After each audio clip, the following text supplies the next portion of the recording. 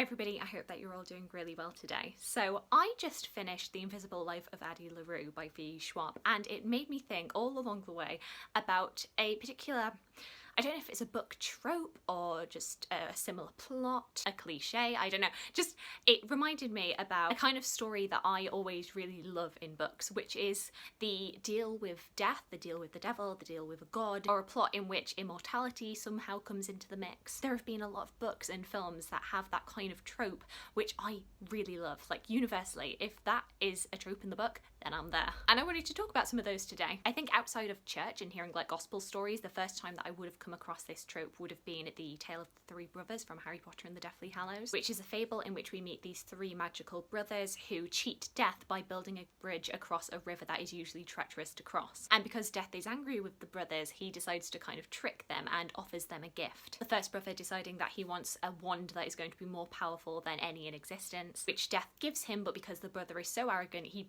immediately starts boasting about how powerful his wand is, and then eventually he gets killed by somebody who steals the wand from him. The second brother decides he wants to humiliate Death even further, and so asks for an object that will give him the power to recall people from the dead. Death gives him a stone, and when the brother uses it and turns it thrice in hand, he is shown the spirit of a woman who he loved but who had died before they got a chance to marry. However, because she is just a spirit, not a living person, she can't stay in the world forever, and so the second brother is so mad with despair at the loss of his love that he ends up killing himself. But the third brother is more humble, and he asks for an object that will allow him to make his way without being followed by Death, and so Death gives him his cloak of invisibility. The third brother uses it, goes on his way, and then only ends up meeting Death at the end of his life when he takes the cloak off and gives it to his son. And so when he dies, he meets Death as an equal. That was the first time that I ever came across a deal with death story, and I feel like it really stuck in my head. There are also other books and media that I love that maybe don't even have like a devil or like a death figure, but will have like an angel or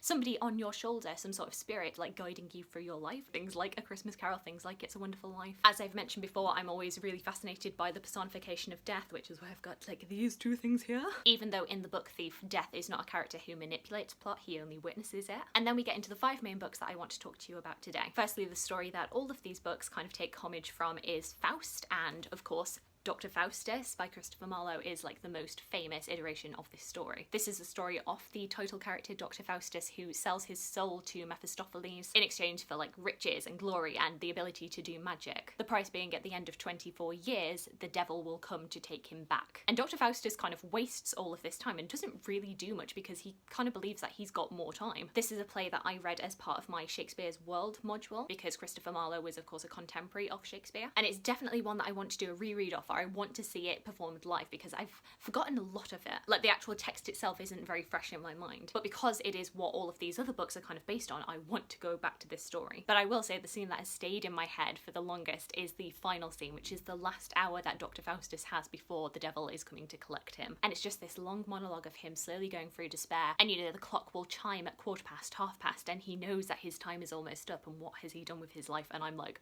oh, it's just masterful, like, suspense writing. I can't remember if all of the books reference this. I know definitely the Outcasts of Time do, and Addie LaRue definitely references it. But yeah, this is basically where it all started, with this story of Dr. Faustus and his deal with Mephistopheles. The magical Mr. Mephistopheles. I'll stop now.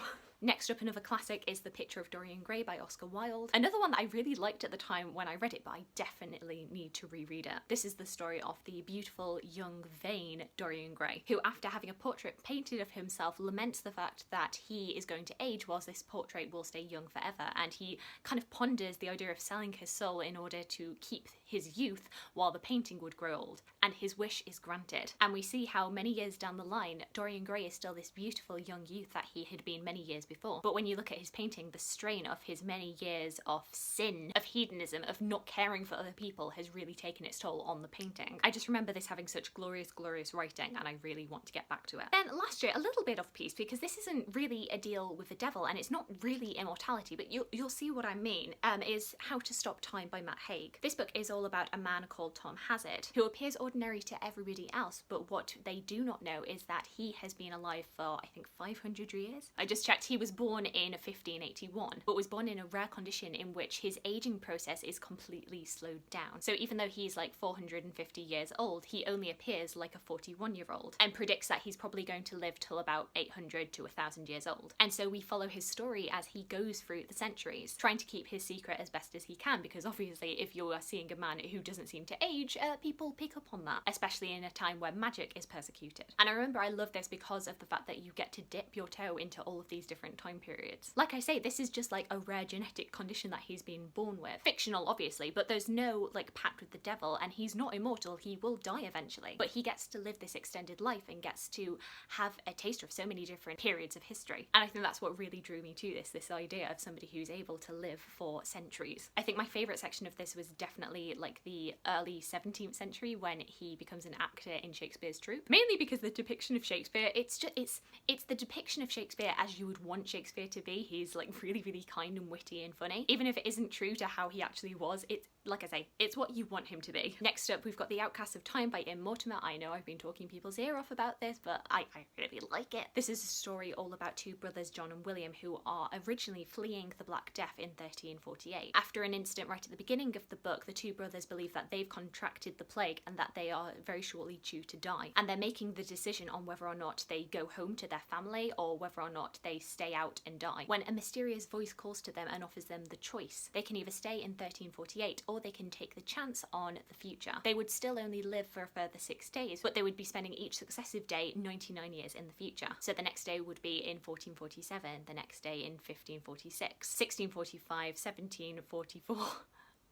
1843, and then finally 1942. Every single time I try and run that off, I can never do it. Of course, they take the latter option because they want to see what the future is like. Once again, this doesn't fit quite perfectly into the trope. It's not really a deal with death. I think it's more of a deal with an angel. And they're not being granted immortality, they're granted just 6 extra days and that chance to time travel and see what the future holds and have that taster in different periods of history. Like I say, Dr. Faustus is referenced throughout this story, and in fact one of the brothers ends up seeing a performance of Faustus. And yes, the parallels to his story are not lost on him at all. Which then finally leads me to the book that inspired this video, which is The Invisible Life of Addie LaRue, in which we originally meet the main character, Adeline LaRue, in 1714 in France. She is running away from her family because she does not want to be married. She doesn't want to lose her freedom. She doesn't want to be tied down to this town and never experience life. She prays and prays to the gods, but they don't answer. Eventually somebody does answer, but what she hasn't realised is that the sun has set, and the god or the demon that has answered her is the gods that answer after the dark, those which her grandmother had warned her not to pray to. And this mysterious figure offers her everything that she wants. He offers her immortality and the opportunity to not be accountable to anybody. She accepts it, but realises it has come at a terrible cost. And that is that after people initially meet Addie,